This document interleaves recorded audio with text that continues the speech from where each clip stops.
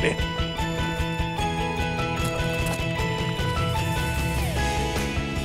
Whoa, that's a big one, Ed. Holy That's a nice cow. big one. I'm not kidding you, that's a big fish, Ed. Yeah, Wow. that one's got some 5 pounds, Some six maybe. So you want to eat one more? Oh yeah, give me here, I'll take them. The thing about whitefish too is they are very, very fragile. They bleed very easily, but that doesn't mean that they're not releasable a lot of times, just as long as you get them back down. But that one is gonna be a good baker right there. With the depth finder, it's a very visual fishing. You can see them come up from 5 or 6 feet below the lure. And what's hard is not to react and set the hook before the fish actually gets there. We'll go back down and get another one. Here he comes. Yeah, Got him. go ahead. This feels a little better, Ed. Yeah, it looks good. That's the neat thing about whitey, so they fight you right to the hole. Nice one. Holy cow. Here comes one. Got him. Oh, he was a charger. These rods are beautiful.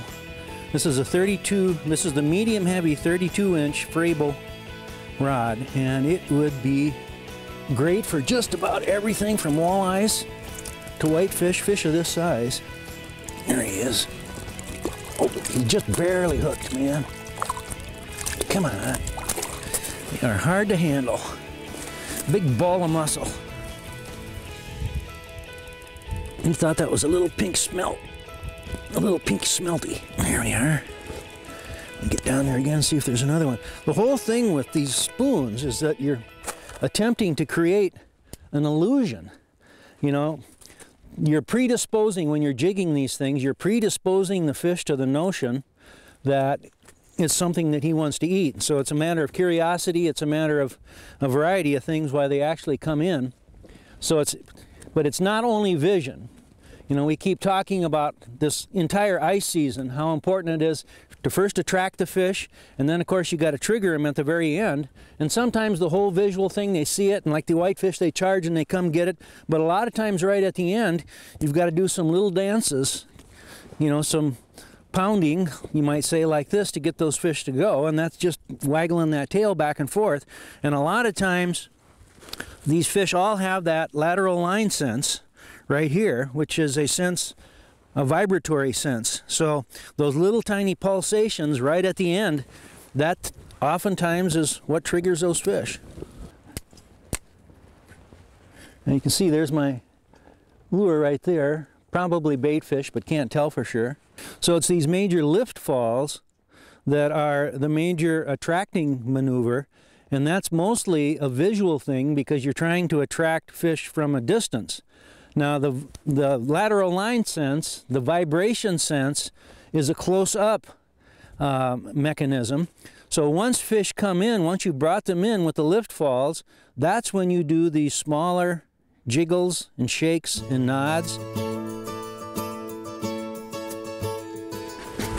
Attaboy, Gord! You the man, Gord! You know, you were talking about some of the other places in the country where some of these same techniques, you know, you have to adapt where these fish are feeding on, because a lot of times the fish are on the bottom. They are, Doug. And you know, you use the very same spoons, the very same rig's exact setup, but instead of suspended, the key is going right literally to the bottom, right, and let it fall, and then this is a good fish. So as you're talking here, the forage is actual minnows, high riding minnows, so that's why the fish are up high. Yes. Oh, that's a beautiful fish again. Man, there's something. This little, oh man, did he Oh, and he eat it? inhaled it. Holy cow. What spoon you got on there? I've got the buckshot. Holy cow, it's gone. And you wonder how they can get that in their mouth like that. I know, it's not a very big mouth. I'm afraid he's gonna be dinner. He sure is. Huh. But what we do is we'll put that right on the bottom, like Lake Simcoe, which is probably the most heavily whitefish ice fish lake in the world. And there you bang bottom, literally hit your jig on the bottom, pop it off, let it fall back down, pop it off. And whitefish, because they're feeding, and they're silt feeding, inhaling silt. Well, I better keep him. I'm gonna go see what Ed's doing. Yes. All right.